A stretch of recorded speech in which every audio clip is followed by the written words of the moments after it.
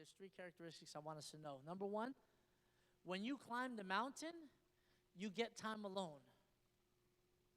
You get time alone. Exodus chapter 20, verses 18 to 21. When the people saw that the thunder and lightning and heard the trumpet and saw the mountain in smoke, they trembled with fear. Why? Because God has showed up in a powerful way. They trembled with fear. They stayed at a distance and said to Moses, "Speak to us yourself, and we will listen. But do not have God speak to us, or we will die." Moses said to the people, "Do not be afraid. God has come to test you so that the fear of God will be with you to keep you from sinning." Verse 21, the people remained at a distance while Moses approached the thick darkness where God was. What did the people do? They remained at a distance. When we learn to climb the mountain, we get time alone, and time alone is necessary. Why do you get time alone? Because not everybody is willing to climb. They might be too scared to climb because they might find themselves having to face some situations, some challenges. Like when you go into the presence of God, you better be prepared to be confronted. Because God wants to show us some stuff. He wants us to grow. Are you understanding what I'm saying? And people, they won't climb the mountain because they're afraid of what they're going to be told. They're afraid of what they're going to find. But when you climb that mountain to get into the meeting place of God, you get time alone. There's nothing like time alone with the Father. There's nothing like it. There's nothing like it. But most people won't climb. They're too scared, or they say it's too hard, or it takes too much time. We've got to learn to climb the mountain. We've got to meet with God.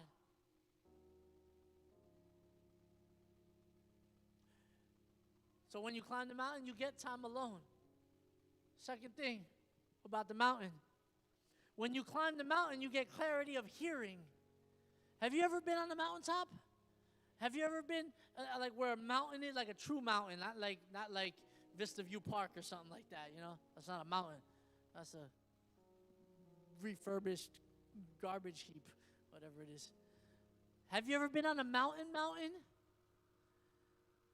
with nobody else around? You can hear things you can hear stuff from far off. It's just so clear. There's no distractions. You're away from the everyday noise. I come home every day. When I come home at a time where almost all the kids are always there, right? And when I come home, if you didn't know, we've got 4 kids, a dog, a wife, mother-in-law who lives with us, and now apparently we got another dog, whatever, why not? And many of my kids are like type A personalities, if you've met them, if not all of them, right? And so my questions, as I think a good father should, hey, how was your day? How's it going? What happened? I'm trying to engage them in conversation. And oftentimes, one of them will start talking, and then without letting the other one finish, the other one starts talking, and then the third one's like, I can't get left out. Let me get up in this too. And then by the time we know it, all 4 kids are talking, and they're yelling at each other, shut up, it's my story to tell. And it's like, there's so much noise that you can't hear clearly the story of the day. And it's not that she says, you first. Okay, now you. And then this one says, no, that's my story. Shh. We'll get to you. Do you understand? Sometimes there's just too much noise going on in life. Whatever season of your life. You know, you're an executive level in your business, and you got the noise of the next level up, and then the next level under, and those that you're supposed to be working here, and you hear all this noise, and you forget that you can get clarity of hearing by just going to Him. You don't know what you're supposed to do. You don't know. When I ask my kids that, I don't know if this is like, am I supposed to come home and help them today because they had a bad day? Am I supposed to come home and celebrate with them today because they had a good day, but there's too much noise going on? I don't know what kind of day it was. Are you hearing me? But when we can get to the mountain of God, there's clarity of hearing. You can hear clearly. There's no distractions. There's no noise. All you do is hear God. So you know what kind of day it's going to be. They got the laws. They got the statutes. They got how to worship. They got how to raise a nation when Moses went to the mountain because he could hear clearly. When we go to the mountain, we can ask for help. We can ask for guidance. We can go there and we can cry it out. And we can hear clearly from God. I don't know if you guys remember the story of Elijah, the prophet Elijah. He killed all the prophets of Baal, like some 400 plus prophets. Best day of his life became the worst day of his life. He ended up in a seriously low depression. You know where he went? To the mountain. He went to Mount Horeb. There's something about the mountain, guys. He went to the mountain. Somebody lay a hand on her and pray for healing really quick. You interrupting the message. And I'm just Where did the prophet Elijah go? To the mountain. In his darkest day, he could have gone anywhere. He went to the mountain, found a cave, and hid in it. And you know what happened? Because there was no noise going around. There was a thunder and this and that.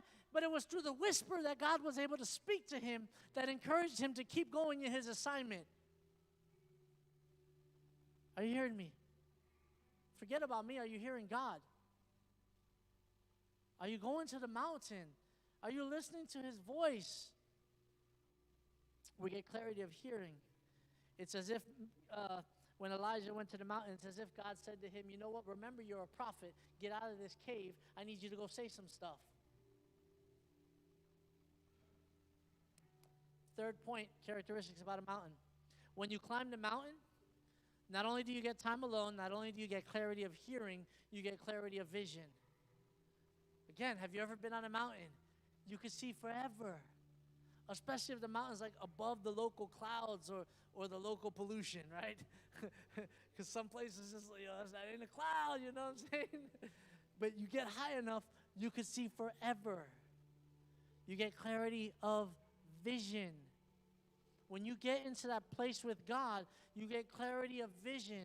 Have you ever struggled to see what God wants you to do next? Have you ever struggled to see what God wants you to do next? I know all of us here, because not all of us are doing what God wants us to do in this season. These are facts. These are statistics. If we did an anonymous survey. And half the times it's because we didn't take the time to climb the mountain to get clarity of sight. When from up there, it's all crystal clear. We didn't have time to go to God and say, God, what's my assignment here? Do you guys know that you were not designed to fail in your assignment? That you were created to succeed in your assignment? That God gave you everything you needed to fulfill the purpose for which he put you on this earth? Did you know that? God didn't create you to fail. He created you to succeed in what he created you for. So when we struggle to see who we are or what we're supposed to do, it's time to climb the mountain and meet with God.